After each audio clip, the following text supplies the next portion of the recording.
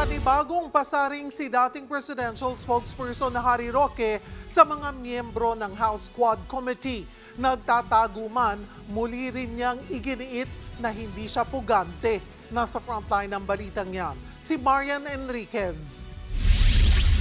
Sa susunod na linggo, ipagpapatuloy ng House Quad Committee ang pagdinig kaugnay ng koneksyon ng POGO, iligal na droga at extrajudicial killings. Kabilang sa mga ipinaaresto ng Quadcom, si dating presidential spokesperson Harry Roque at asawang si Myla para ito sa patuloy nilang pangiisnab sa imbitasyon ng komite at hindi pagsusumite ng dokumento ng kanila umanong biglang yaman na posibleng may koneksyon sa POGO. Sa pinakabagong Facebook Live ni Roque, may pasaring siya sa Quadcom.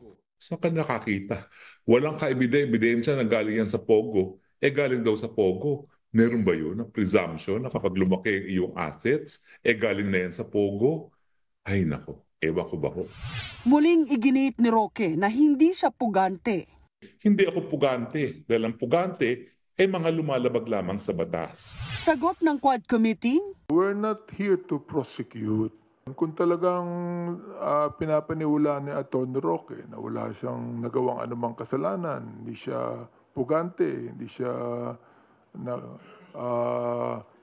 lumabag ng anumang batas, magpakita siya, humarap siya sa amin. Ba't siya nagtatago? We're not accusing you.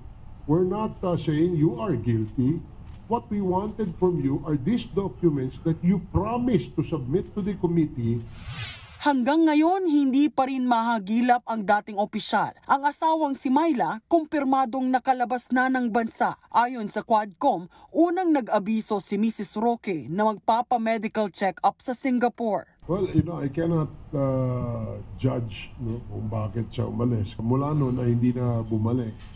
Siguro, I hope nothing serious is happening to her.